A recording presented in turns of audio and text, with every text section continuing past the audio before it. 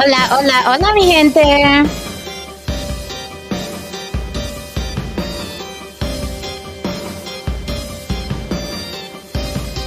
Let's get rid of our tune so we can start the party. George Cook, nice to see you, sir.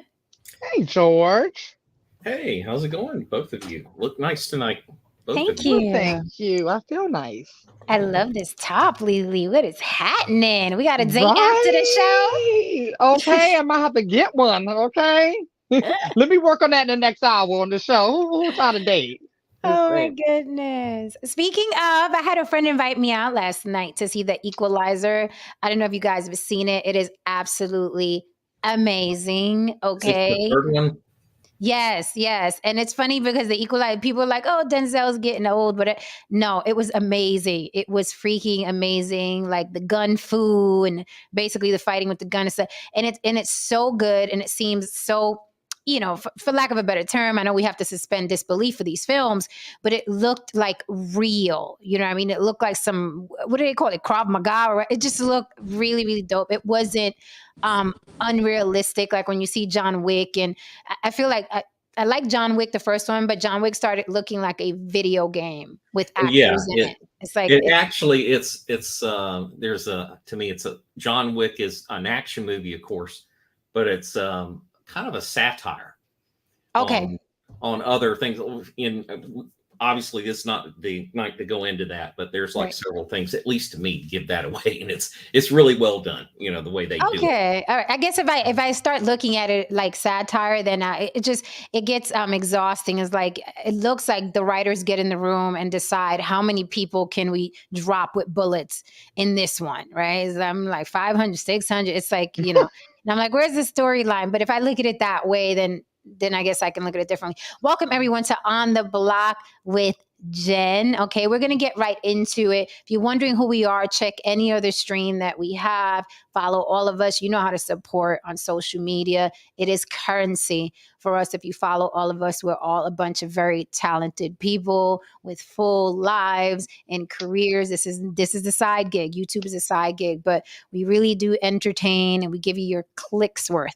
Okay, so please follow us all on social media. We also all have YouTube pages. So welcome everyone. Anything you'd like to say before we begin? Any fluff on the table tonight before we get into this very interesting topic?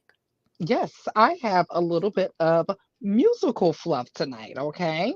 Oh, This is referring to our friend, I say that loosely, Diddy. our All friend. right. Now, I don't know if you all heard. Okay. So Diddy has gotten a lot of flack over the years for, people like claim that he allegedly robs his artist. Okay.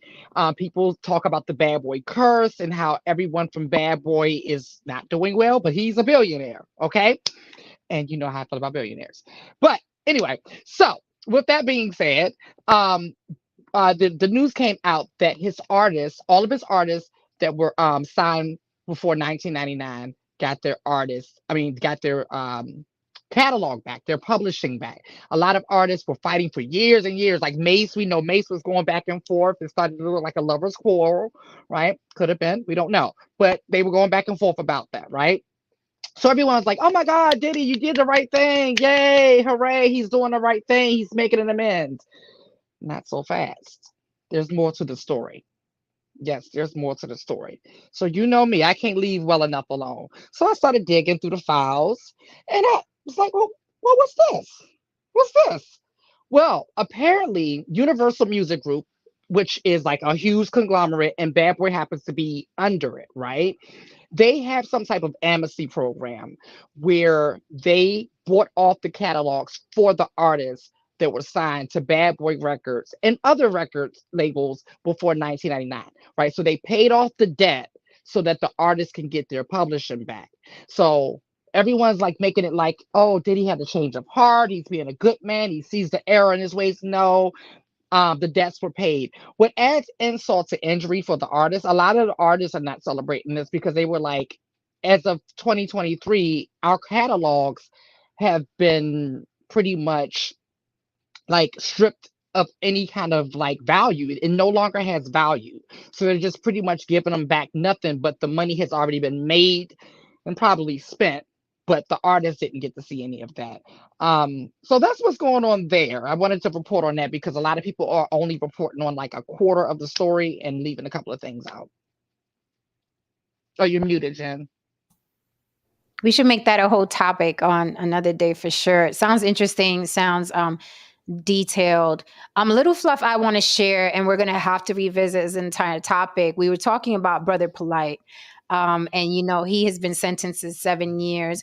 The case is taking a quite bizarre turn. You would think after the sentencing it's over, but Brother Polite has continued to upload videos to his social media pages saying that all his charges were dropped. Very, very strange behavior from someone who is convicted and sentenced. He is not once, but twice, long drawn out videos of him explaining how all the charges were dropped, although the man is behind bars right now. Quite bizarre.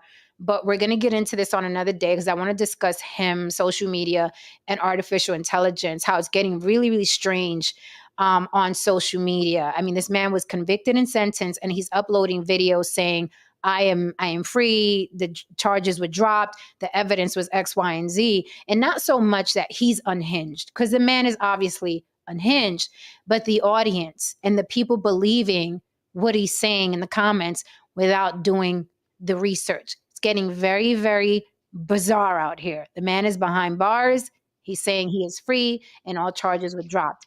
Quite strange indeed, but not for tonight. We will definitely revisit second episode of Black Mirror. No, Saint, welcome, darling. Any fluff from you? If not, let's get into this. Well, I was going to bring up exactly what you brought up. All I was going to say was these videos were pre-recorded, and it kind of explains why he didn't want the stream to go on live, because his plan, I think the video you showed that you posted earlier was saying they dropped all the sexual charges on him. So he wants to say basically at one point when if he's going to be able to broadcast through the prison, I don't know, but basically he wants to come out and pick up where he left off. That's all I think about it. Right, Yeah. which is why I said her mother was stupid to not put her on the stand and give him some very, very stupid. Not to mention he'll only have to do what, 85% of his time? 85%? Yeah. Very, very, very no. stupid. Possibly less, because what state? Hold on, is he in Florida or is he in Florida? Okay, so 85%. Yeah, 85%. I'm just like, I'm floored at how stupid she is, but whatever, she gave her whatever. Anyway, so we definitely have to revisit as a topic because it's very, very bizarre behavior, and I can see other people doing it going into the future. It's like some people are like just willfully like, I don't care. I want to believe the charges would drop because I gave this guy all my money. So I'm just it's really, really weird. It is. Before you leave that topic, I posted in the chat last night.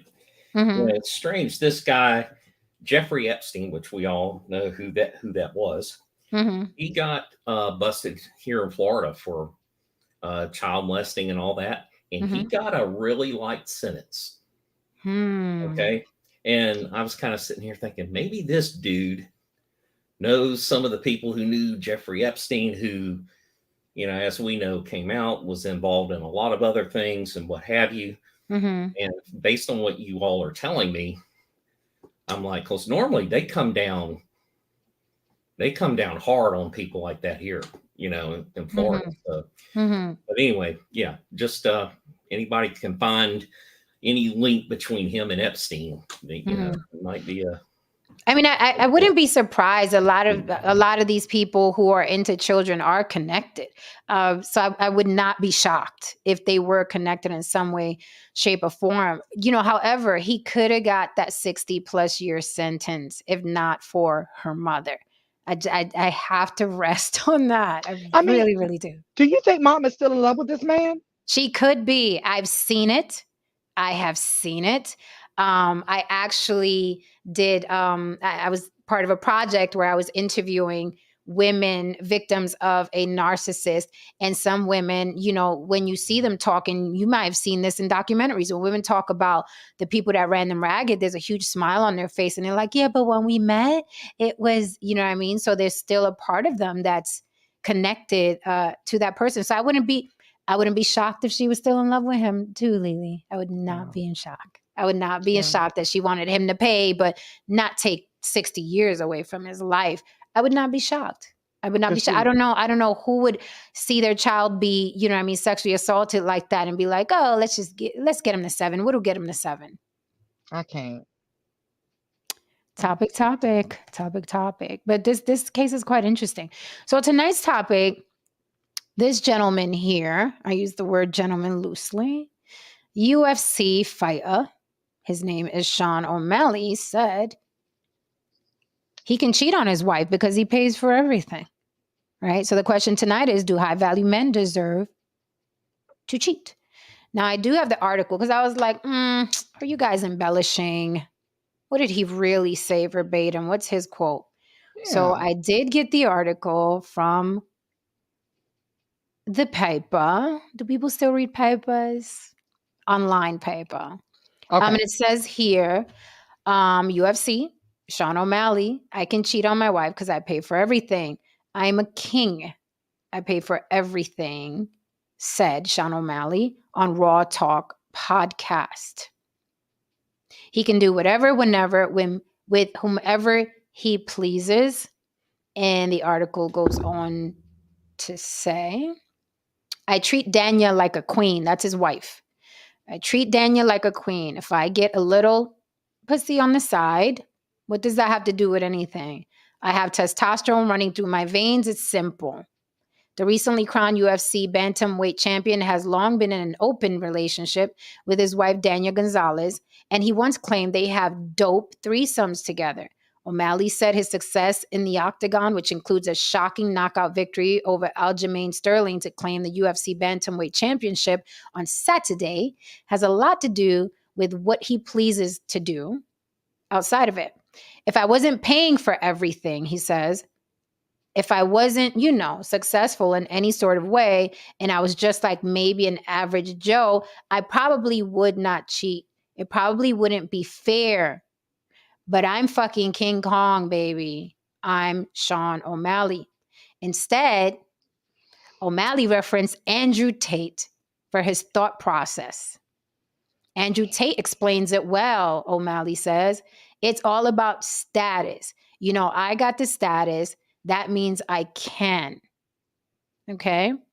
Potentially referencing the clip of Tate saying that women give men status. As you know, Tate gained notoriety in recent years for his highly luxurious lifestyle with boasting an ultra masculine persona. O'Malley said with an eye roll that his wife is never actually fine with it and that she goes through phases when it comes to accepting his relationship choices. That is what he said. He's referencing Andrew Tate. We spoke about, are these, these YouTube characters, are they influencing dating, marriage, and relationships? Apparently, he referenced Andrew Tate. Now, let's ask a serious question, because I'm of the belief, more money, more problems. A man that is sought after for his goods, right, be it his looks or his money, is going to have tons of options. And men aren't exactly raised or reared, right, to be coy and not promiscuous. They usually raised to be, hey, conquer the world, conquer the pussy, get you a good wife, do what you have to do. I know growing up in a Puerto Rican home, I heard a lot this reference in Spanish, los hombres son de la calle, literally meaning men are for the streets. Women are not, right? So this is across all cultures. It is understood that men do what they do out in the streets. Women, no. So let me pass the mic. Got more stuff to say, but I'll pass the mic. Tristan!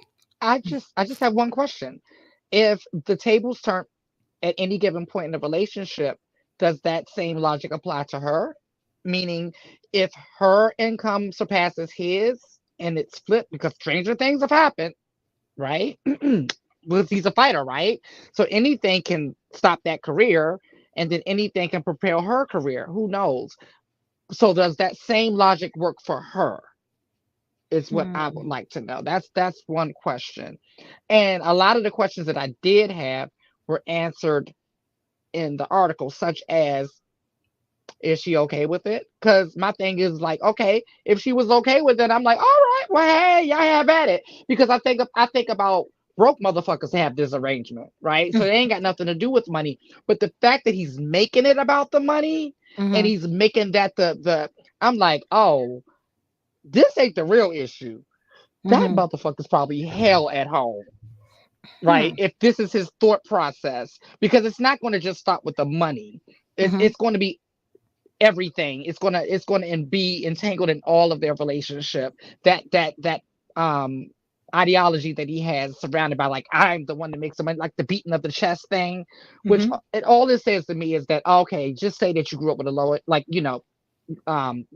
insecure, and now that you got a piece of money, that now this is going to supplement for that. So I have more to say, but I'll let the gentleman talk and I'll be back. Sirs.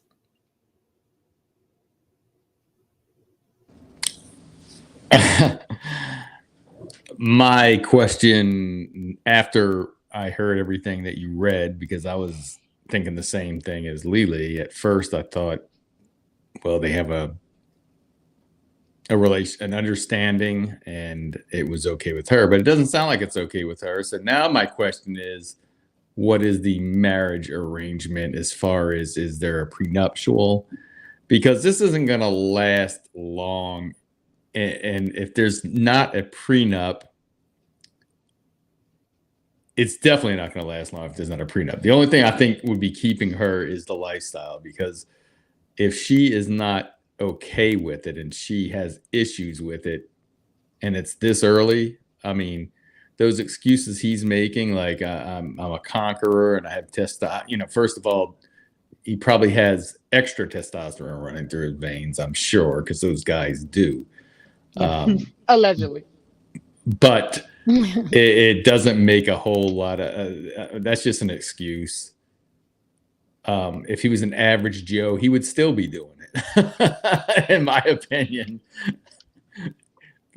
So I don't know. That's my question, is there a prenup? Because if not, I think it's only a matter of time before that relationship goes south. And I don't think he really cares. I think the way he feels about women, if she leaves, she leaves. Okay. Jen, I would like to have, what did Kevin Samuel say for 300? This is one, you've heard me say before, I agreed with him on several different things, right? But this is the one area that he said he openly espoused. He said high value men have options. And I was watching the show the night that he told this woman. It's kind of like, hey, this is the price you pay to her to get with a high value man, because he's going to have options. And if you're getting everything paid for, taken care of, then really you kind of knew what you signed up for when this happened. That's Kevin Samuels telling her that. In this case, my hunch is kind of like the rest of you. If she fools around on him, there's going to be hell to pay, even though technically it's an open marriage, but it may just be open for him, right? And this is also whenever they talk about toxic masculinity, this is it. Because some people say toxic masculinity doesn't exist. Yeah, well, that's what this is. And this is the pitfall where Kevin Samuels and others, Rollo Tomasi, others, Rollo's kind of in the same boat. I've heard him say, he didn't go as far as to say men are entitled to cheat, but how he and that guy, Michael Sartain, just ate up the ass with evolutionary psychology. Okay. Everything's about, out there in the wild, men did this and the women do that. And so everybody's just kind of like, you have no fucking control over yourself. You just do what you do. Right. And so they love a statistic. Yeah. And so, and the truth is, there's like truth to it, but then there's like what they're saying. But here's the thing that I had a problem with Kevin Samuels and that kind of philosophy is in the end, it's really all about elevating yourself and putting yourself, you come first. Everything's about you. And so it's kind of like, well, since I make all the money, I get to make all the decisions. And so I get to do this and I get to do that. And if you're going to, kind of like the whole thing, and it can happen with women, on the other side of the fence, but it's kind of like, you do it my way or there's the highway. And since he has options, and we see this with Leonardo DiCaprio, they are lined up down the block, waiting on him because they want to, let's just face it. There's some women, hold up your sign, some, not all. Okay. That Jen, I want to be just real cynical and say they enjoy the lifestyle. And so they're going to put up with it. If y'all remember the show Dallas. I used to love Dallas. Okay. One of the episodes, I've been watching it, bits and pieces of it online. I didn't realize how good this show was. I was a kid then, but when it came out, but anyway, Sue Ellen, JR's wife, she leaves him and she goes out and has this tryst with this young kid, Peter. And Peter lives in like this, 1-bedroom apartment, whatever. He's just a young kid just starting out.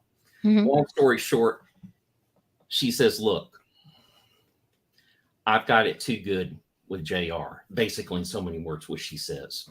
I've got it too good. Even though he cheats on me and he does this, he does that, you can't give me what he can. And so she stays. And I thought that was like in that moment, it's where you see this raw, where people kind of like put their cards on the table and you kind of see what they're all about. And I hate to say it, and it may be in the case of this woman here, hope not, but she may have signed up for it. She says, oh, this dude's going to make some money. I'm going to ride this thing until I get tired of it.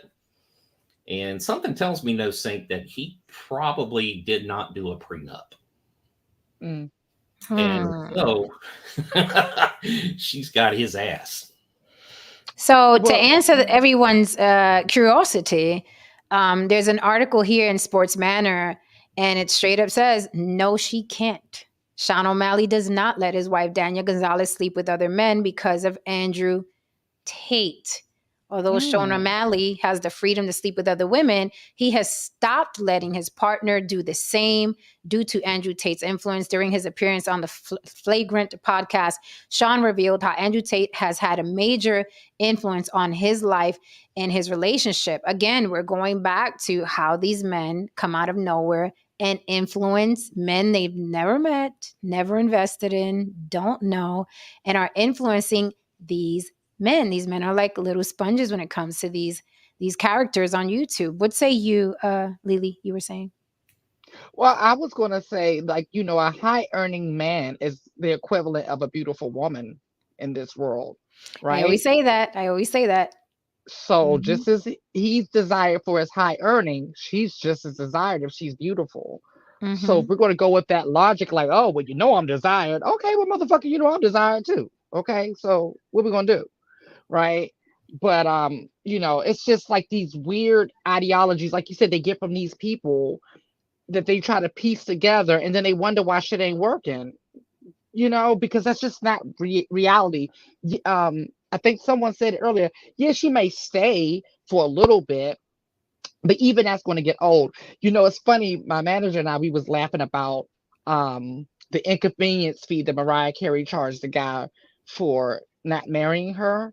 And so my manager's like, what's his name again? So she looked him up, and then this man is a multi-billionaire, billion with a B. And she was looking at the string of failed, and I'm talking like didn't even barely get off the ground marriages, didn't even barely get off the ground relationships, and engagements that didn't go through. We was like, this dude has to be something seriously wrong that these women can't even endure, because he's not a good looking guy. So we all know they were there for the resources. They could even endure whatever it is he was bringing to the table for billions of dollars, right? So this man is not even a billionaire, and this is the stuff that he's bringing out and spewing to us. So for everything that we get to know, there's at least 10 things that we don't know, right? So I can imagine how quick this is going to last, dealing with that situation. I think going back to what George said, I think the need for status and money and gifts and the need and the desire to go shopping trumps naivete. I don't think that these women are naive as they play when the mistresses start posting screenshots. These women know these are high value men or high earning men, like Tristan said, and they're going to have multiple women in multiple states or even around the world sometimes. Okay. And I think that they know that. They just don't want it, to hit the public. So, he says himself, she has a hard time with it sometimes. I agree. You know what you signed up for. However, with this woman, she was the one shooting with him in the gym, so to speak, right? For lack of a better term. She was with him from the beginning. She helped him, whatever, climb to where he is. She's the one responsible for his signature hair colors. It says here, the couple has faced their share of issues navigating through problems in an open relationship. However, Danya is an integral part of his life, and Sean's also addressed that Gonzalez will always be his main girl no matter what. So do these women know that they are just the main girl? I think they do. And I think that they play, as they say, the long game, right? Whether it's the point where I'm going to wait for him to make more money so I can divorce him, or I can get myself in a certain position so I can divorce him. But I feel like these women are not dumb. Whenever I see an athlete or, oh, he cheated, I'm like, really? Was it cheating? Or was it just cheating when it hit the press? Because I'm sure you know. I don't. Yeah, that guy, Dr. Taraban, I think I've sent a few. I don't know if y'all have seen his channel. He's been on his channel's blown up. He's got like over 200,000 subs now. But anyway, he did a thing on. He was the one I told y'all about that. He said women treat men like a job, where they basically they're fine with one, and because they're naturally hypergamous, a better offer comes along. If this job ain't doing it for them, they go look for another one, or they take the other one. That's funny. Yeah, that is hilarious.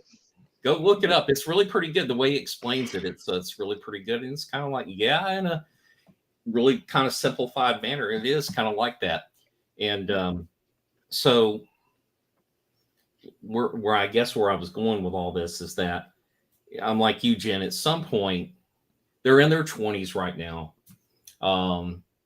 She doesn't know enough to know better. On one hand, now I'm not saying she's naive. She sees the dollars, but she's blinded by the money, in that she thinks that's going to be enough. Okay. That's my point, is that she thinks that's going to be enough. And to a point it will be, but then the whole thing about, this is just the George Cook theory, is I think women have a natural desire to want to bond with a man, be exclusive with him. I think they naturally do. Some, but I'm going to say most in this case, not all. And I think she's going to want to do that, and especially when it comes to children and all of this, calls the whole dynamic of children coming into play. And it might be at that point when she says, I've had enough, and out the door she goes. Right. And it says here, and I agree with you, George, by the way. I think when and they're young, they're in their 20s, right? Yeah. He's in his late 20s. When I was in my 20s, I felt like that too. I was like, oh my God, I need to bond. And oh my God. And then the older you get, the more independent you get. And it's not even a a turning up your nose up at men. And I think that's the mistake men make, that men think like, oh, you independent now, you don't need us. It's not that. It's just a natural progression, right? I need you in my 20s. I don't really know what I'm doing in my 30s. I think life is about love and commitment and children. And then you get older, you start making more money, and you're kind of like, I don't need you as much as I used to. I still want you. I'm still a heterosexual woman. I love men, right? All parts, but you just get older and you're like, right? But it's interesting here. It says that she's an entrepreneur herself. It says she's a hairstylist based in Arizona. She owns a small business and also has a degree in cosmetology. Additionally, Gonzalez is also responsible for Sean's iconic hairstyles that he keeps changing each fight.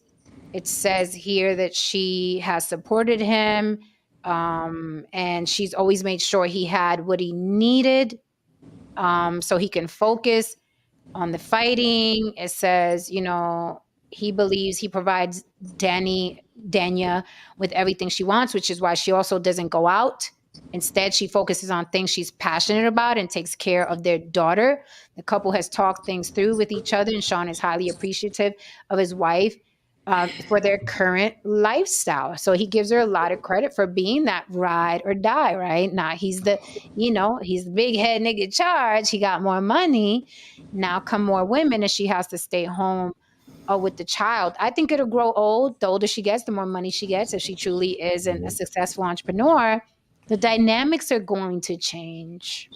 Yeah, because, what we're talking about, Jen, earlier about not needing and men misunderstanding. I'm going to circle back to that part in just a second. But this whole thing about women, the number one thing that I've learned over these years is that number one thing they desire is security. And so right now, that's what he represents: security, this, that, the other. But then, as you're talking about, she grows in her career, builds her own career up, and becomes successful. She realizes the security need from him is not necessary anymore, or is way, way, way less, because she sees that, hey, I can fucking make it on my own here.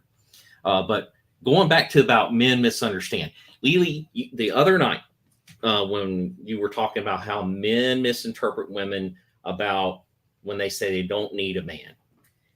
Yes. The only thing, and you expounded on that, what you said. The only thing I was going to say, because I was in the chat, is that there's two sides of communication: the person who hears and the person who speaks. And women need to remember, men are literal.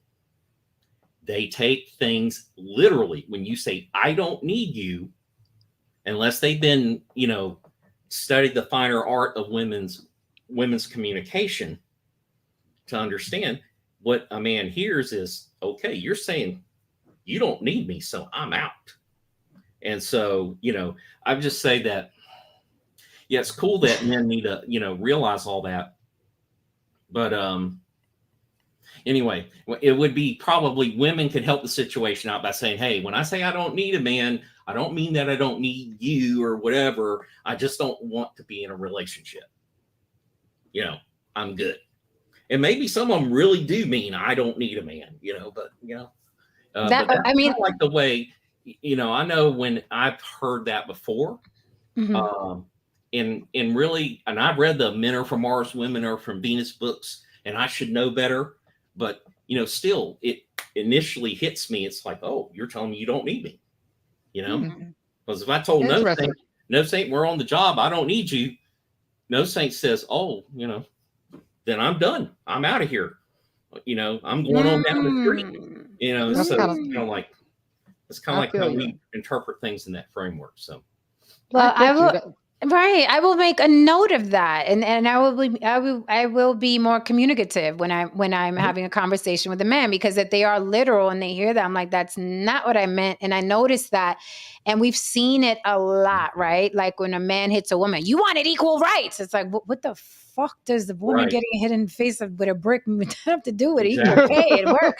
How do we get here? Why do I have to open your door? You wanted equal rights. Where how did this happen? Have you had any of your men in the past say, when you say you do this such and such all the time and it chaps my ass when you do this, something to that effect? And he says, I don't do that all the time.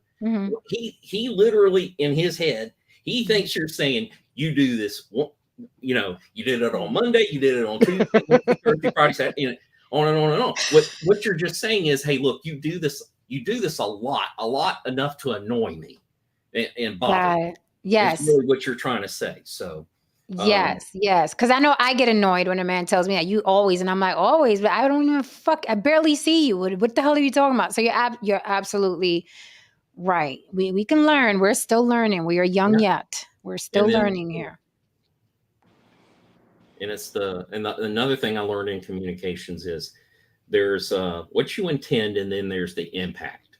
And I'll steer briefly over here in the race area. I remember one night, Lily, you'll remember this. Do we need the bell? Yeah, she can go ahead and ring it if she wants to. Why? What's about to happen? What's about to happen? No. Just real quick, but I realized something, Lily, when you were saying, I said, you know how when I first came on here, I said, you know, Black people, I know it's going to be tough, but they need to get over it. And you said to me, you said, hey, look, I agreed with your point, but I didn't like what you said. And so there was the intent behind what I mean, like, hey, they need to move on. They really need to find it within themselves to get past this and move on and to find the inner strength that they actually have, because they're survivors actually, and move forward. Instead, what I came across is very harsh and very, you know, the impact was what you probably heard was, this son of a bitch is just like cold-blooded, you know, whatever. And it was just very brash even, you know, sounding. So it's like there's the intent and impact. So that's another thing, because I have a huge issue. I have a huge problem with impact. I'm very impatient. I got what you said right away, George. I wasn't offended by it, right? Even though people will say, well, you're not Black, that's why you're not offended. You could have said it about Puerto Ricans. I would have still agreed with you. I do have a huge issue with impact, and I'm very impatient about explaining my intent. I'm like, get it. But I've learned in life, it's like the majority of people, you have to sugarcoat shit and hug them when you're saying it. And yes, extremely tired, exhausted. But it's something we got to do. Yeah. I still don't like it, George. No. I agree with you. Still don't like it. In a sense, Jenny, it's what I love about this panel. Y'all, for the most part, don't sugarcoat shit. And I, you know, it's kind of like, yeah, you may step on my toes and blacken my eye and bloody my nose, but damn, I know it comes from love, right? You know, in other words, I realize you're being real with me. Okay. Right. You know, so anyway, all right. I think I steered this way off in another direction. I didn't mean to, but anyhow, just no. It's a great, I mean, that's what happens here. Someone said, oh my God, he's doing this to a Latina. She may be Filipino. Filipino. Yeah. I don't know if she's Latina. I'm just saying. She's a Latina. Yeah. He's in it for the money. Triz, she supported him. He had no money when he started. And now she's about to cash out. Good. She should. That's what I'm saying. If she put the work in, I mean, if you build something, you're just going to walk away. No, you're going to be like, I want a fucking return. Right. Tristan, is trying to get cut. Doing with in Django, in the movie Django. I'm just supporting the black and white, you know, relationships that we have on these panels. That's all. Okay. All right. Oh, it doesn't look like the relationships we have on the panel, but okay, I'll take it.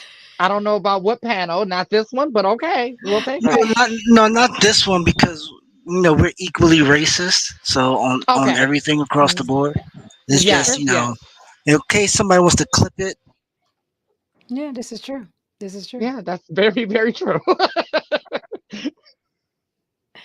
Now you guys got me curious. It just says she was born in Phoenix, Arizona. I don't know her ethnicity. Well, that's close to Mexico, so it is Mexican. Yeah, Mexico. Yeah. Okay. Oh, all right. Different. Welcome, Haran DeMarco. Can we have less wall and more you? Just from my This is all I got today. That's fine. You don't have to move. Can you just do this for Mama? Can you just do that? Can you just do that just a little bit? Can we just get the? Thank you. Right. Just a little. Yeah, that's all. It's just, Okay. yeah, everybody got their pet peeve. I hear you, man. I hear you, man. This is my pet peeve right here when people come up like this. Okay. That's my pet peeve. They peeking over. All right. Let me tell you something. Let me bring down a little bit more just because you might hit him, man. And can you maybe expand the walls out a little bit too? No, he's on his phone. White man, he's on his phone. White man, now you're asking for too much. Yeah, he's on his phone, so it's gonna look. I know. Okay. Oh, look, my boo just hopped up on the panel. How you doing, baby? Hey. All right. Yeah, I still got a crush on him. So, Haran DeMarco, I don't know if you've been listening. Have you been listening? Nah. Or okay. Right Well, in we've the middle been of something, but I'm seeing the title. okay. And how value men cheat. I think everybody can cheat. Just everybody ain't gonna have the same outcome. Oh, that's how you coming in? Yeah, I think everybody can cheat. Just everybody just not gonna have the same results. Oh my. It's just like saying anybody could pop off at the mouth. Anybody can. It's just somebody gonna get punched in the face. Some people won't get punched in the face so quick. It's just a thing. You know what I mean? If you are and you don't necessarily have to have money. Shit, I've seen many a broke dude cheat on many a woman and keep her in line. This ain't really about being high value. We need to really get away from that high value bullshit. There's a lot of broke motherfuckers out here really slinging it, doing it real big without a dime to their name. So all that high value shit, but I get it in terms of the concept and the algo. You know, most of these dudes, you know, they wait till they get some money in order to live this life of having a harem and so on and so forth. And then they disrespect the woman who, shit, she might have really been the fucking brains of the operation, because that happens too. You know what I mean? That happens a lot. She might have helped them to a degree. You know what I mean? And he wants to shit on her, and that's not cool. You know what I mean? Because if you shit on your main chick for some fly by night chick who you know deep in your heart wouldn't give two fucks about you, if you didn't have that money and prestige, you deserve whatever you get after that, man. Okay. Jen, have you ever seen the show For My Man? I don't even like the title. It's what it sounds like. Okay, basically, long story short, women who commit crimes to please their man, right? But it's been on for some seasons now. It's been on close to 10 years now. But me and somebody was talking about it earlier. We was like, you know what? What's ironic? All those men are dusty and broke. That's the crazy part about it. These women are going to prison, some for life, for crimes that they committed. I think the problem is a lot of men don't concentrate on one thing. A lot of men think that every woman has the same fucking needs, man. These dudes be sitting there, you know, for instance, you know, one woman you might see this woman with this dusty ass fucking dude, or a couple of these women with this dusty ass dude. These women might be accomplished. These women might be whatever. These women might be to some degree high value, but he might have something that the other men, maybe in her bracket, maybe at her job, don't have. Maybe he has personality. Maybe he's great in bed. Maybe he listens. Maybe he does a lot of the things that doesn't require money. Everything can't be fixed with fucking money, man. So what it sounds like we're saying tonight sounds like a myth is being busted, because we've heard Andrew Tate, rock with me. We've heard Andrew Tate say it. We've heard Kevin Samuels say it. A lot of men that are YouTubing say it, right? High value men, right? Or high earning men, however you want to say it. They have the option to sleep with many women, right? And they also need the main to understand that. However, we've seen it. Haran, you spoke about it. Lily, there's a whole show about it. A lot of men who have not a pot to piss in or a window to throw it out of have the same behavior, have the same exact behavior. When we look at Peter Gunz from Love and Hip Hop, he had multiple women and multiple children, and they were all dedicated to him, right? He didn't have a harem. He was literally jumping from woman to woman, explaining to each woman that he had to be there for the kid and blah, blah. So are we busting a myth tonight where it's like you don't have to be high value, and being high value has absolutely nothing to do with it, though they preach it a lot? Absolutely. I mean, for the reality is that most of these high value dudes that I've met, that I've actually met, high value, a lot of these dudes are just cornballs who got a lick. You could just see the cornball in them. No matter how expensive the shirt is, no matter how many bevies they have around them, the cornball just keeps dripping out of their fucking pockets. They keep dripping through their fucking skin. You know what I mean? Exhibit they A. just can't help it. Exhibit A. Yeah. And Jen, I don't think it's really busting a myth. Say again, George? I don't think we're really busting a myth. And what I mean is obviously you've heard this saying, two things can be true at the same time. So we're zeroing in on the high value men and this and that and the other. But the way, and I've seen what Haran's talking about too. I look at the whole on the balance. What normally happens is those dudes who have greater access to resources and stuff, it's easier for them to get a woman and keep them. Okay. And so even though like Haran, you're talking about maybe the dudes who are so socially inept and everything that they're just, you don't see how they could keep a woman. But that guy that I keep talking about, Orion Taraban, Dr. Taraban, he drew out this square, and he said, and he did the whole XY thing, and he said, basically boil it down to this, is if you've got money but not looks, a woman will desire a relationship with you, but she won't really want to have sex with you. In general, this is the way this works. These are the women that will go off and cheat with these other, they find some dude, young dude, whatever, to get with, and they have that fling because this dude over here, they're not really into him, but they are into his bank account. They like what he does for them that way. And then, he goes on and explains some other things. But yeah, you're right, Haran. If a person, guy is really charismatic, and let's take it down to he's dirt poor. My dad was very charismatic, very forceful, very strong in his opinions, but the man was emotionally abusive. Okay. And the women who were with him, and I love my mom, and my mom eventually wised up and left him. But the women who were with him, I got to say, I think from my standpoint, they didn't have good self-esteem or something like that. And social pressure, we're talking about people born in the 40s, right? So, they got married young, all that. So, that happens. You're right, Haran.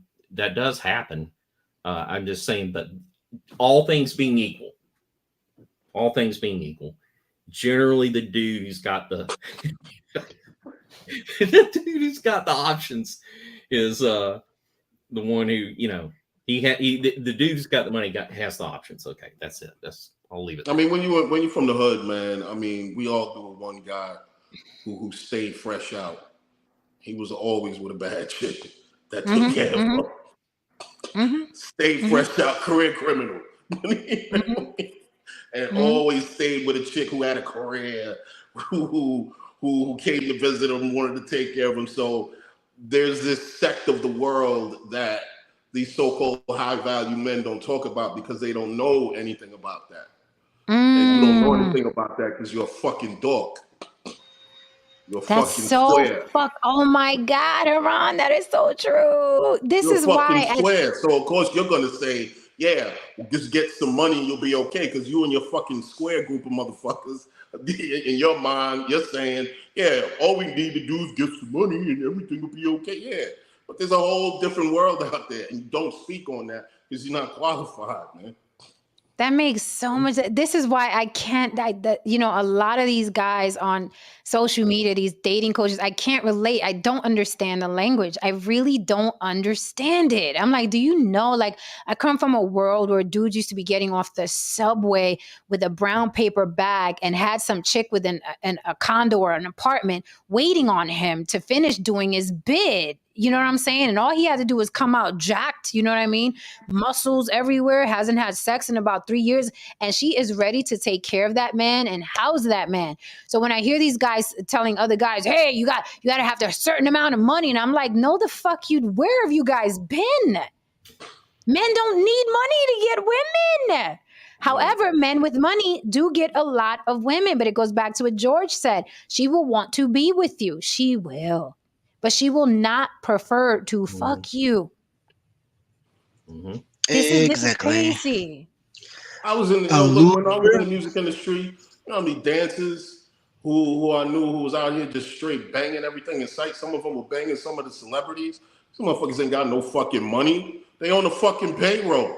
You know what I mean? So he's basically banging his boss. So it's like when you're around certain circles and you're in certain rooms, certain talk doesn't work on you because, like, no, I've been around this motherfucker. I've seen shit. You don't know what you're talking about, man. Ron, what's up here, Lily? I was just going to say, to your point, after Mariah left The Billionaire, she's been with the background dancer ever since. That was 2017. I mean, and Jennifer Lopez's first husband was a waiter. Second husband was a background dancer. Mark Anthony, that ended in divorce because he has as much money as she does. And he's like, I don't give a fuck, right? And Kiki let her man back in the whip. Yes, she did. Thank you for the stupid chat. YouTube Press says, Haran, your Gravity album, amazing combo of energizing and relaxing. Keep them coming. Thank you for that support. Thank you for that support, YouTube Press. Who was speaking? Somebody was speaking. Well, I was just going to ask Ron, the dudes you're talking about, like, come out of prison, and then these dudes, had they chose a different life, they would be at the top of a company because they have that kind of charisma, drive. They have that kind of, they talk about some of the smartest dudes in the world are, or criminals, that, they know how to make money. They just do it illegally or whatever. But yes, I'm getting to that they have that charisma to get people to follow them and just kind of project themselves in everything. That's I do agree. A lot of them do. A lot of them do. A lot of them do. Understand this. The only difference between a street criminal and a criminal in the boardroom is one has more patience and one is more calculated than the other. Street dudes need to. Oh my God! You just listen. You just described Haran. You just described me, and I think it's cultural growing up in the quote unquote hood because I'm like, a lot of the girls that I knew, I'm like, they finished high school and then they went to college and blah, blah. And I'm like, I'm just going to finesse a resume and I'm going to be working at Price Waterhouse. And I did. I'm going to be working at US Trust. And I did. I am going to be working at Marsh and McLennan at the fucking, Avenue in the Americas. And I did. I didn't have the patience for college. I said, they want to see that I went to college? I was like, I got with my friend, print the fucking resume, say that I have a fucking bachelor's and blah, blah, blah. Then and I fucking did. And I got into all 3 Fortune 500 companies. I had no fucking patience. I'm like, I'm not doing fucking. And I'm working alongside the woman, right, who has the fucking real degree. I have no fucking patience. I don't. And usually they are the worst because they don't have any type of street smarts and they're just literal like they, the book smarts where they're just taught to recall and regurgitate onto a test and stuff. But people like us to just pick up just like that. I've done it. I'm not gonna lie. I've done it. And freaking try getting hired. For the record, try getting hired at fucking Marsh and McLennan. 3 interviews, okay? They put you up against the most suited, stick up the ass. And so what have you been doing? Marsh and try getting a job at fucking Marsh and McLennan. Go ahead. All I'm gonna say is I used to work at McKinsey. I used to work at actual McKinsey. The donut place. What? Never mind. Not the donut place. We got a donut place down here called McKinsey. All I gotta say is I'll take the doctor that went to college. Thank you very much. Yeah, but we're not talking about open heart surgery. We're talking about pushing papers around. I'll take the guy who has no street smarts operating my heart that went to the medical school. That's what we're talking about, man. He knows what we're talking about. He knows what we're talking about. That's no, I mean, Jen, I get what you're saying, but of course, if you get busted, that's another. And you get fired. You get busted and you get fired. Like that's the thing about us. That is the thing about us. Just like the doctor. You remember the doctor that kept getting busted and fired, and he just go to another state and do it again? The fake doctor, like he had so many jobs as a doctor. No, but I get what you're saying. There are a lot of degrees that, especially when you don't necessarily have to have that degree to do that job, like a business degree. I get what you're saying. Yeah, but it's just a way to get in the door. It's a certificate so you can get the job over someone who doesn't have it. I want the real doctor too. But a lot of the shit that people tell you need a bachelor's and it's bullshit. It's all bullshit. There's a lot of rules in place that are fucking bullshit. I can't tell you how many idiots I've met with a master's. Many. Oh God, they're the worst. I sit across people and I'm like, how did you graduate any university in this country? How did you graduate? They have no reading comprehension. Okay, they have no wisdom. They have no foresight. I'm like, how did you graduate? How is this even possible? Listen, I went to a party in Miami. In the software engineering field, if you really want to be upper echelon and not the old coding guy who makes a good amount of money, but he's never management. You have to be able to explain the most complex concepts to a client enough for a 5-year-old to understand. I mean, down to what like big old notation is. I'll explain that to you guys some other time.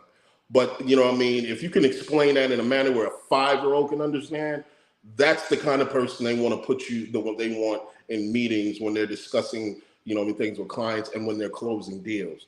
People like that, you can't just be a regular fucking coder. You have to understand people. You have to understand their motivations. You have to understand things far outside the concept of software engineering. So to the point of what Jen is saying, a great deal of street smarts is what's keeping back a lot of educated people from being, further in their career. It's not really their seniority or lack thereof or so on and so forth. They just don't understand people. There comes a time where you have to understand people in order to really get that bag.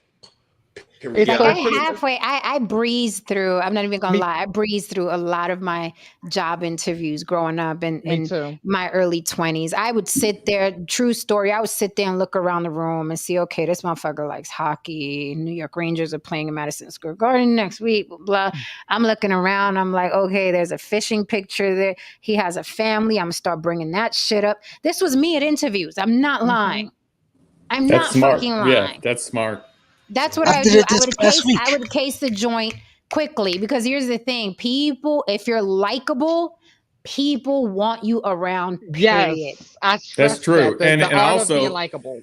Yeah, and also if you can mirror the person when you're doing the interview, that's another technique. They say you mirror. Yeah, there's a lot of there's a lot of different ways. Now, am I saying it's for everybody? Absolutely not. Do I think college is necessary for a lot of people? It absolutely is.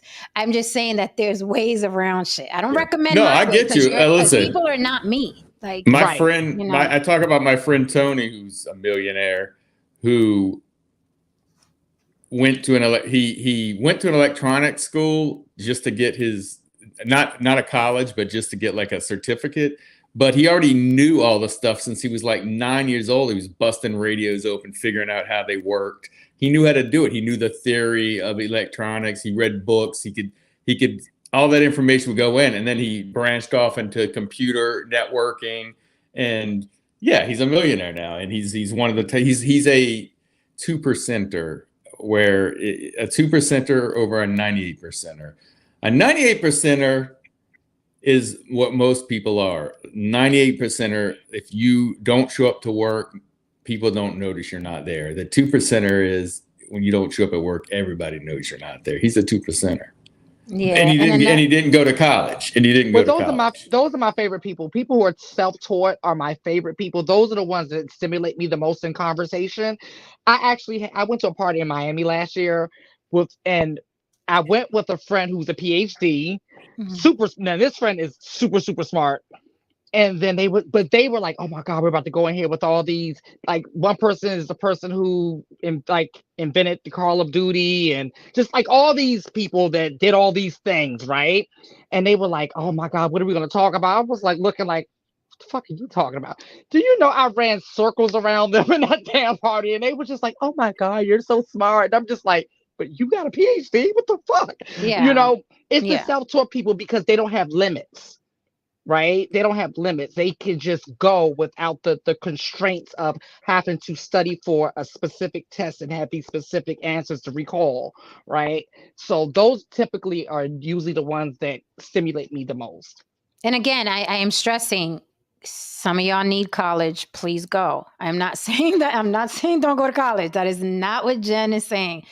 I am just saying it is not the route for everyone. There are a lot of college students working for people who never went to college. That is a fact.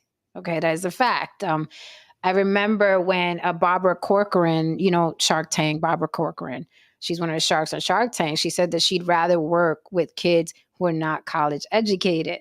Her words, not mine, right? Because they work harder. They work harder and they want it more. And, Deion Sanders said something similar, something about a struggle makes for a better quarterback, right? These things are true. People get insulted by them. They do. However, statistically, these things are true. Is it true? Like Lily says, is it true? Is the truth true? Is what I'm saying true? So, yes, by all means go to college, but I've met many an educated dummy in my day.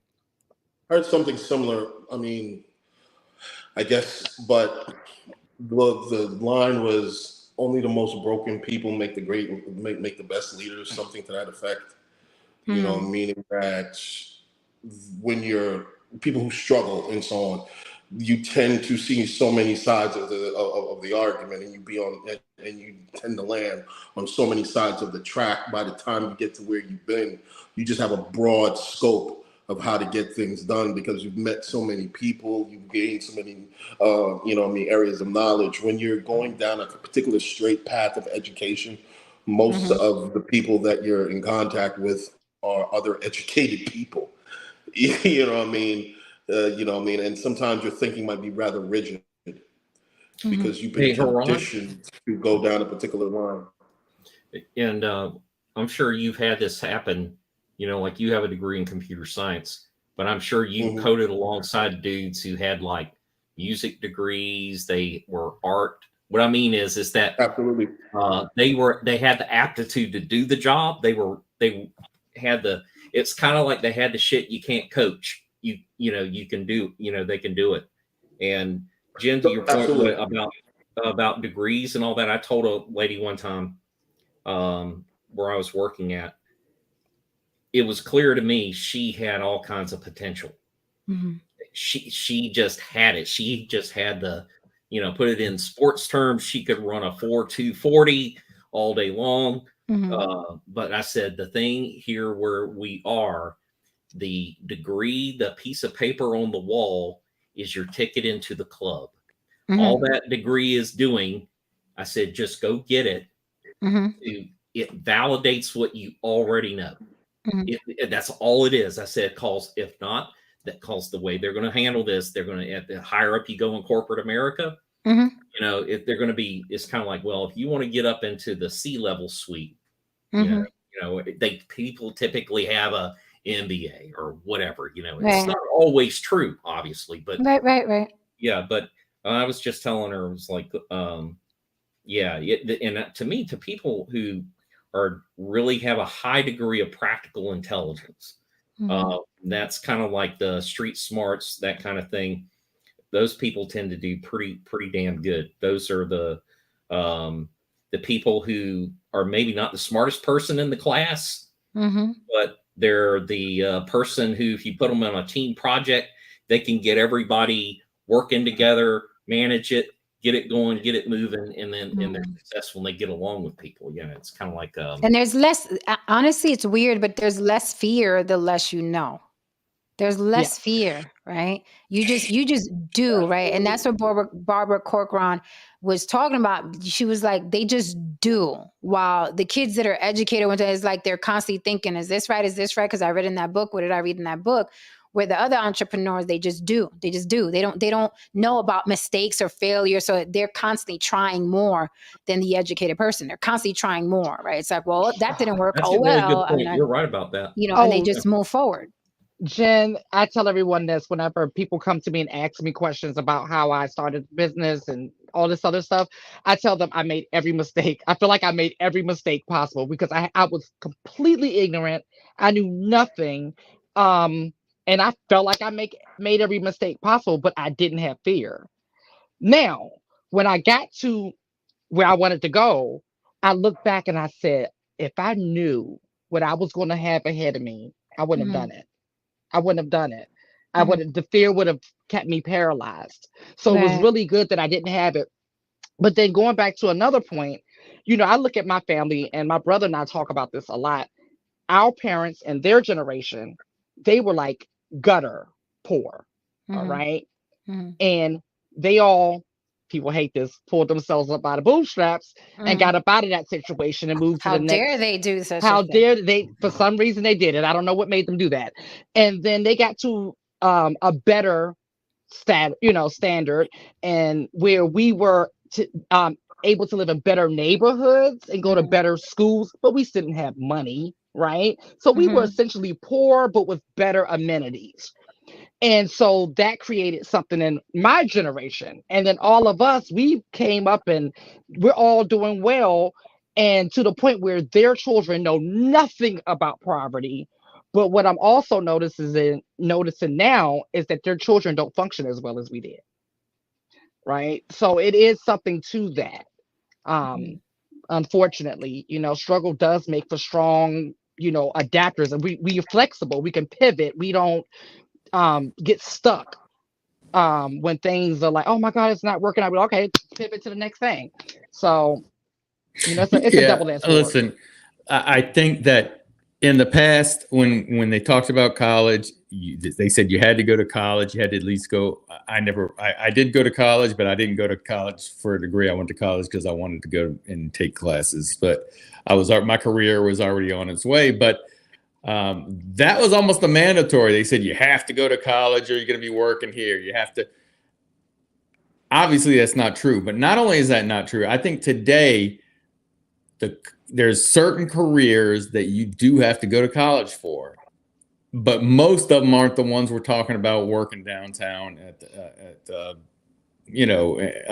some of these jobs in the city. Some of them are anything to do with science, anything to do with mathematics, engineering, that kind of stuff you need to go to college for. You're not going to there's just too much knowledge to be passed on. You can't go and just start doing things out in the field on your own without some kind of a background in it. And some of these, if I showed up on your job as a paramedic and you asked me where did I go get my training, I said, oh no, man, I just been reading a lot of books. You'd be like, holy fucking shit, sit down. Well, I mean, definitely. Even with that, and you have to have you have to go and ride around and with people and see live fire basically. But what I'm saying is there's certain things you absolutely need to go to college for. It's usually the scientific, mathematics, doctors, medical doctors, stuff like that. But like the basic business degree, especially at the price they're trying to sell it at now, I just don't think it's. And I'll include the coding. I mean, there are people that can be self-taught in coding, and there are people that are gifted. But I think that those kind of things, college is. Well, with coding, here's the thing: you could be self-taught as a coder, but that doesn't mean you're a computer scientist.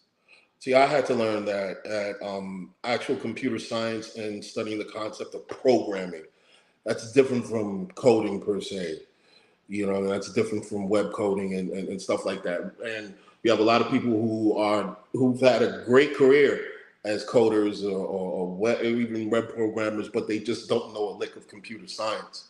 You know what I mean? And you know, it would be great if they did do that, because that would help their career. For me personally, I would never shit on me personally. I'm not shitting on formal education. I don't think anyone is.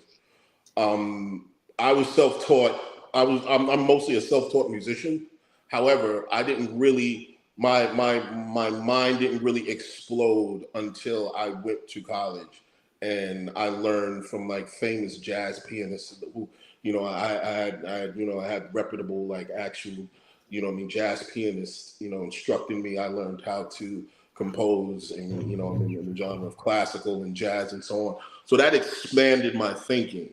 You know, you can have a gift, but if you have the opportunity to gain formal training with that gift, I say go for it. Yeah, I agree. Nobody's shitting on formal education at all. What I said was, what I'm not going to shit on. I need people to go to college, because when I have my company, I need people to figure out the books and the numbers. I'm going to be owning the company. I need you college kids to come and interview for the job that I'm going to need you to have for my company. What I'm saying is that a lot of people who aren't technically, you know what I mean, formally educated own companies, and then they need the college kids to come on in there. So, you know what I mean? It's, you know what I mean? It's like, now, of course, going back to what No's saying, say, yeah, if you're going to cut me open, I'd like you to have, you know what I mean, a master's, right, in surgery. But there's a lot of stipulations and rules on shit that's not necessary. And sometimes, honestly, conspiracy theories aside, are set in place to hold certain people back. And I got in that bitch. I was like, oh, you need to see I have a bachelor's? Okay, I'll just type it on my resume. Yeah, I know what you're saying. It's just kind of interesting because people sometimes don't know what other people have to go through and learn. And I'm not saying this, Jen, for you, but like I'm thinking of the paramedics we have where I work. They are underpaid because they can push drugs. Nurses can't push drugs, and they have to know what drugs counteract with other drugs. They have to know how much to put in. They have to know by weight.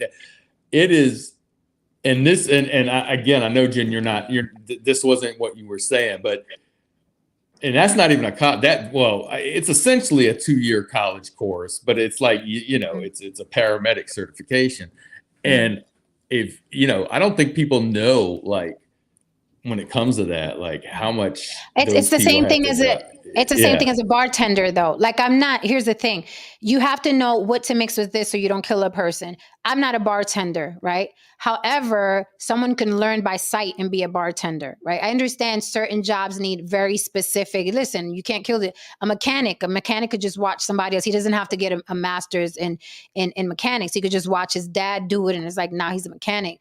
But when you're talking about, I think you're talking about very specific, like put the needle in a vein this way, or you'll blow air in the person's vein and kill them. That's different. You're talking about very specific. I need to know what medicine to inject, how many cc's, how many whatever. I'm talking about regular everyday jobs, or even getting into corporate America.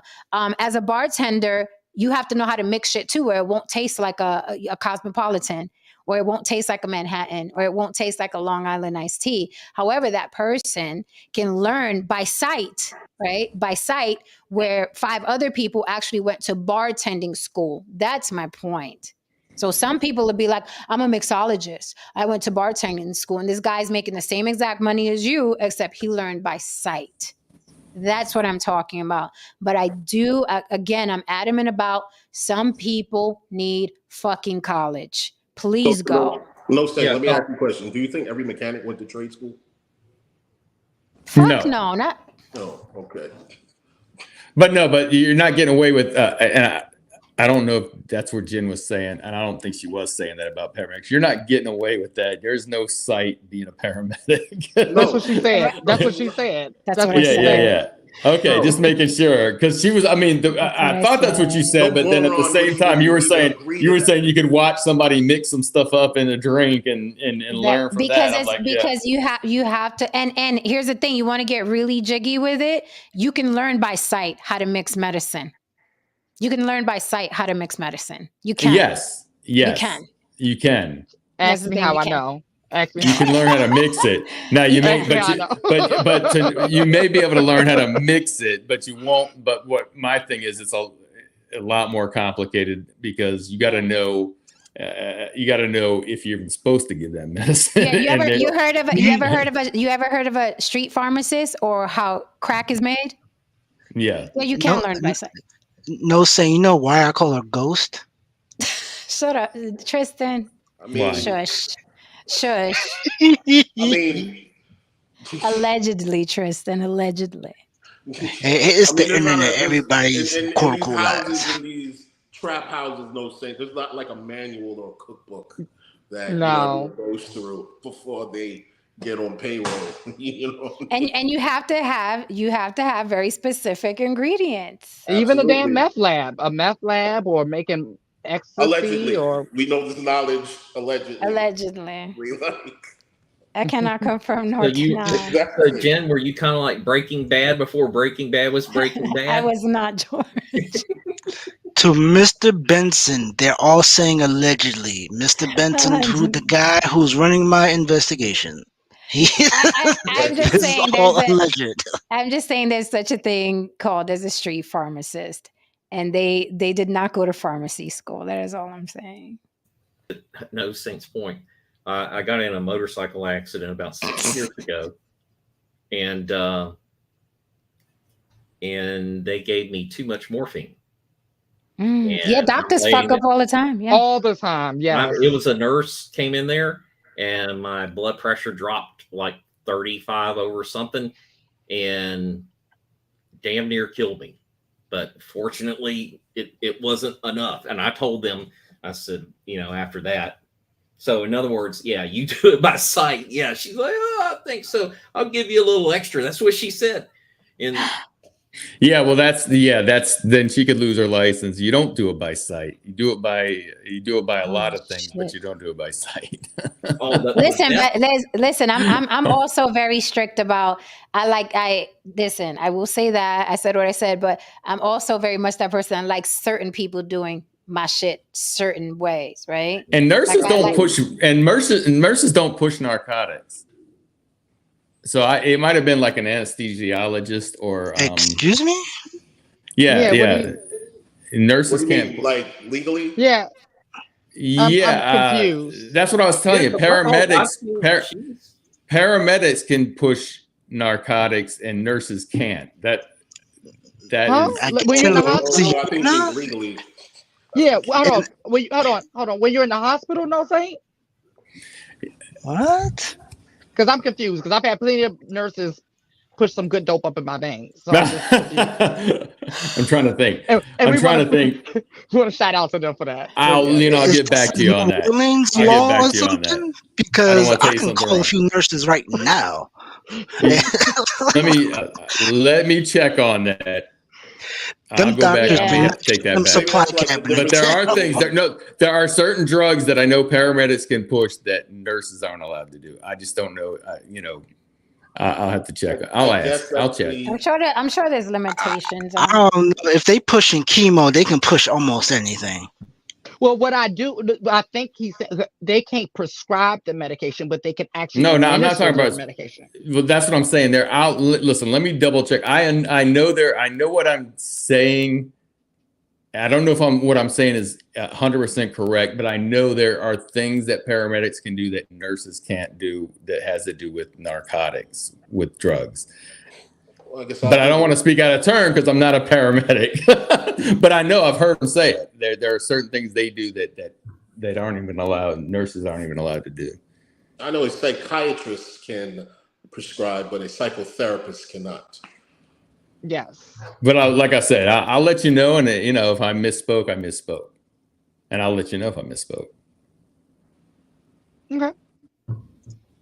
Got you on that. But again, I like my, I want my pizza from Italians. I want my men work for men. I want my hair done by Dominicans. I like my soul food, Black people cooking it. Like, I just like my shit a certain way. I want my doctor fully educated and degreed up. You know what I mean? Motherfuckers looked at me real funny when I said that shit one day.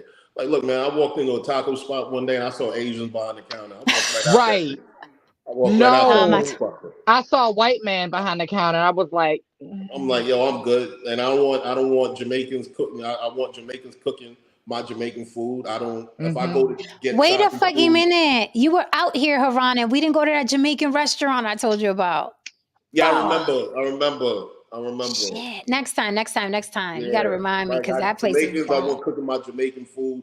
I don't want Jamaicans cooking Chinese food. You know what I mean?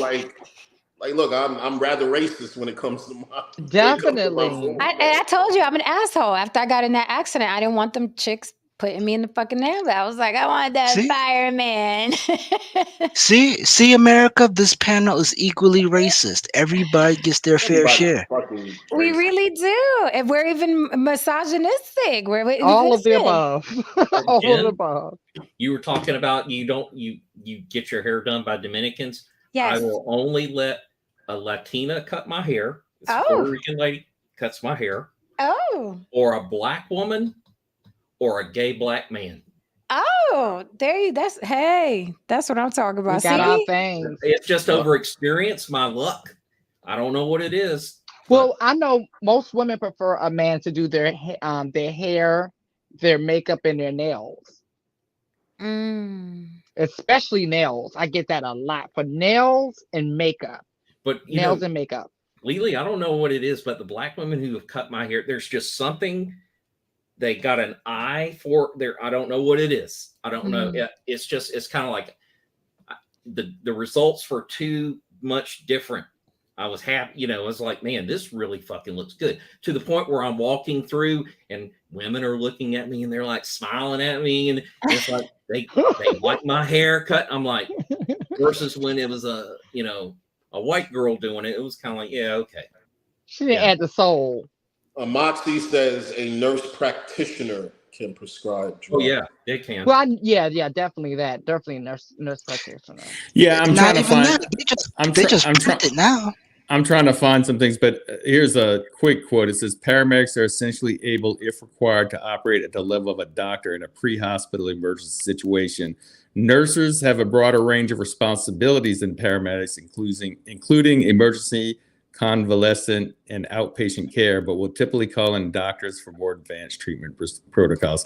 But as far, I haven't found anything yet. But like I said, that might be what I'm talking about. I'll have to look into it, though. Mm-hmm. All right, guys. So that concludes tonight's episode of On the Block with Jen. Mañana, are we doing the divestors tomorrow? Wasn't there something we were doing tomorrow? What were we doing? Divestors. We're doing the divestors tomorrow. We're doing the divestors tomorrow. Okay, cool. We will talk about that. Let's make it spicy. Absolutely. on Friday, and then Saturday to show up. Yeah, and then Saturday, I'd love to hear from Black women tomorrow that date white men specifically. I'd love for you guys to come up. If you're watching and lurking, anybody, hit that like and subscribe for me, guys. If you're lurking and watching, Black women who only date white men or prefer to date white men, please, by all means, tell them to pull up to the block. We'd love to hear from them, because we are going to be talking about divestors tomorrow. And then Saturday, I'd love to get into this whole AI situation and back to this weirdo Brother Polite, who's been posting videos that he's free of charges while he sits in the prison cell. Very bizarre. I'd like to revisit that on Saturday, and the whole internet thing and what it's turning into yet again.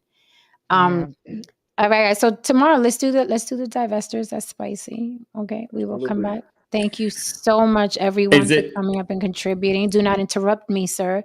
Haran, thank you for coming up, though you had some stuff going on. You may speak now, No Saint. Know your place, white man. Is it too quick in the sentence in the jail to call him Sister Polite now? Well, according to Lily, about what is it, 3 months? 3 months, Lily. 3 months. I'm being nice tonight. I feel nice. I feel real pleasant tonight. I'm being real nice tonight.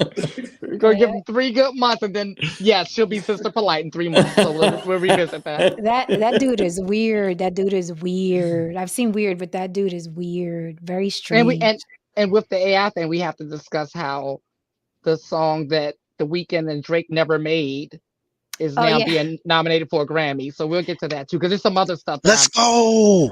Yeah, but I don't understand why just copyright your voice. It's simple. Like I don't get it. I'm gonna go into. We could go on all that on because it's a lot. We'll talk about it. We'll talk about it. This is Napster happening all over again. Yes. Music industry is so late with every fucking thing. Yes. Yeah. We're just late with everything. All right, guys. Thank you, George, for coming up. Tristan, we haven't seen you in a minute. Shall we say congratulations to Tristan? Tristan, congratulations, Tristan. Thank you. Congratulations. She looks very happy, Tristan. She looks very happy to be with you. Listen. Look how happy Tristan's new wife is. Wow. Why are y'all so petty? Why are y'all so petty? And and now y'all know I'm gonna have to explain what did they mean by that, because of the whole American and other country disconnect. Y'all assholes. So Tristan, did you get engaged or did you graduate from college? I remember you were. What's that? I got married. He got married. Okay. All right. Yeah, man. we did got the legal part done, and the religious. Ghost, I gave it to you, right? The save the day if you so are we going to El Salvador? Are we going to El Salvador, guys, to see Tristan get married? It's the 17th of February. It's the religious part, so I can Zoom. Tristan. I can do a Zoom. Well, no, that's what we're doing also, because that would be fun. Not in the country, so we're basically gonna stream for those who can't make it. So it's not like you have to be there type of thing. So. Speaking of getting our passports, the Equalizer was amazing, okay? But I gotta say, they turned my boy Denzel into a passport bro, and that's all I'm gonna say. I'm not gonna give you any spoilers, but I was like, what the fuck is this? He turned into a fucking passport bro. What is going on here? It's fake as hell. He scrolled this shit over. Scroll this shit already for me, man. I'm gonna go in there. I'm like, they got Denzel out here. They got my niggas Zell out here simping, man. Yeah, Denzel, look at he giving passport bro in this movie. I ain't gonna like that part. Man. But did he do that in Man on Fire though? Because it's the same girl. It's kind of like an extension of that, no? It's not an extension of that. It is not connected in any way, shape, or form. It's just that Dakota Fanning is now older and she's playing an agent in The Equalizer. It's not connected at all. Oh. That's the connection. That it's the same actress in Man on Fire and the same actress in The Equalizer. Man on Fire, man. He died in the back seat. Yeah, but did he die though? Did he die or did he just take a nap? He died. Una palabra no dice nada. Did you see the body get buried? He died. I love that shirt, Haran. Thank you for not wearing the dusty Yankee cap. I love you. He shaved and everything. Oh my God! That's what I'm talking about. That's what I'm talking about. People represent. Ghost was on that ass. Lily looked like she ready for a wedding. Okay, that's what we doing, honey. You see my lazy ass. I was like, I will not take out my pin curls. Okay. I'm not. I have to go out tonight. YouTube press what did he say? Before you go, I heard there's a photo from the Baby Maker app going around Twitter of No Saint and Sir. Wait, what? Sir. Wait, what? What? No. Have several. I will not procreate with the white devils. I will not. Bury me in the ocean. Bury me, throw me from the ship and bury me in the ocean. Damn it. What I gotta do to get some respect around here? God damn, she shook the screen. I mean, R.I.P. Khalid Muhammad. R.I.P. baby. I mean, once you see one pasty cheek, you seen them all, huh, Ghost? Yeah. Speaking of, No Saint gave us them cheeks. Pause in Vegas. You guys really listen. You guys got to rewind and go back to our videos when we were in Vegas when Lily and I were cooking. Yeah. You know how crazy it was? That's racist.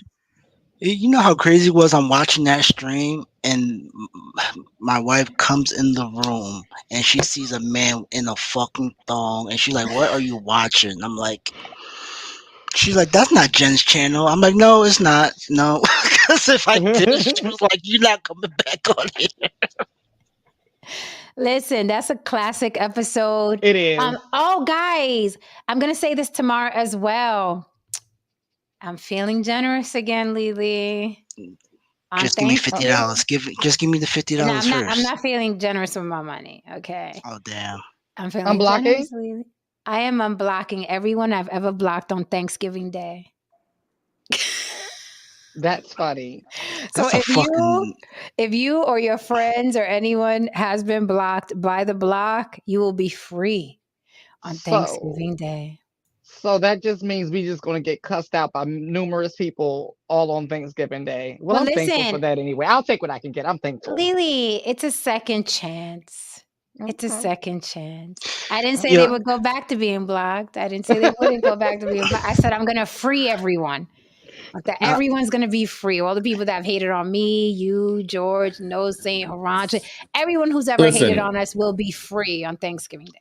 Listen, this first game of the NFL is within the last few minutes. It looks like it's close, but so I'm going to get out of here. But I did win some money. I did win some money tonight. I will say that I won some money tonight betting on this game. But I'd like to say something that. If you haven't checked out Moxie's channel, I've checked out a couple of her videos. It's pretty good. She's got some good content going on her channel as well. So I just want to shout out to the chat. Go check out Moxie. Go check out Moxie Wits. Well, Moxie's never come up on the panel. Why Moxie don't come up on the panel? If she got her own whole channel, why she don't come? Hey, Moxie's got standards. Moxie, come on up here. I also want to say something real quick. We got standards too, and we let you up anyway, No Saint. That's true. Shit. Yo, quick thing.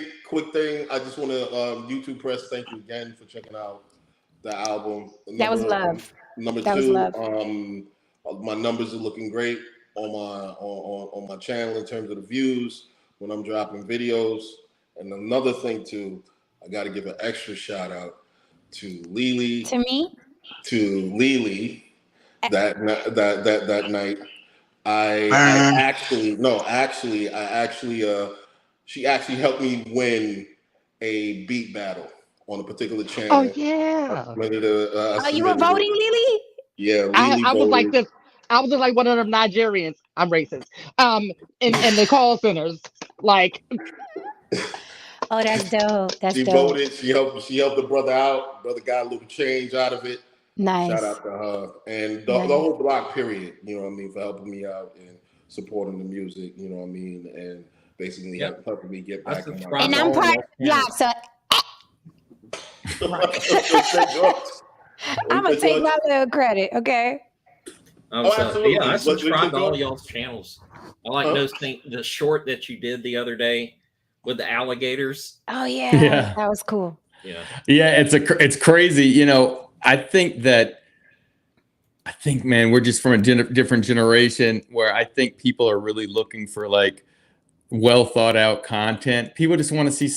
That's like probably my highest rated video on YouTube right now. I think it's clickbait. I think it's clickbait. People say, "Ooh, alligators." Maybe someone's gonna fall in or something. I don't know. You know, people are very morbid. Yeah. Matter of fact, do another one and caption it. Poor guy lost an arm. 5,000 views. It will work. 5,000 views. That was like not too far. That was like right. Yo, Saint, I'm talking to you behind the scenes behind that. That's a good idea, Jay. I'm seeing some things with that. We're gonna talk about that. It'll get some hate. Use the word. It doesn't matter. They'll be hating in the comments, and that'll keep you in the algorithm. Or use the favorite manager. Man gets destroyed by alligator. Right.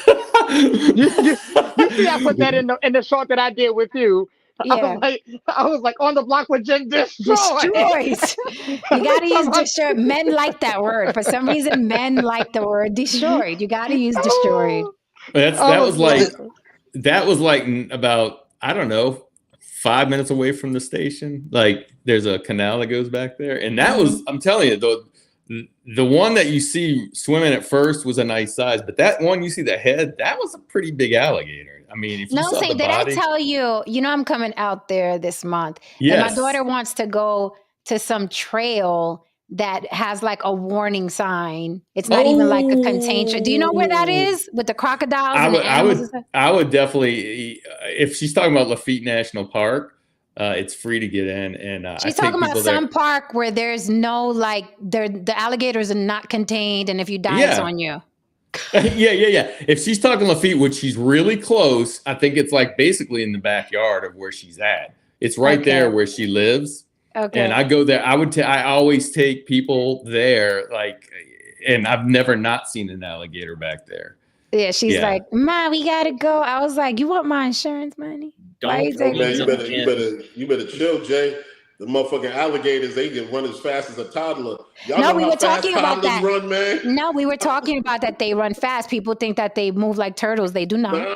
The motherfuckers move, man. But yeah, it's actually a national park, but it doesn't cost anything to go in, and there's a trail and you can walk back up over to a bridge that goes. But every time I'm always looking both sides, because you'll spot them. They'll be. Are you gonna take me somewhere to eat gator? I've never had gator. Yeah. Oh. Okay, so we could do a live stream. My first time trying gator. I want some gator. You'll love it.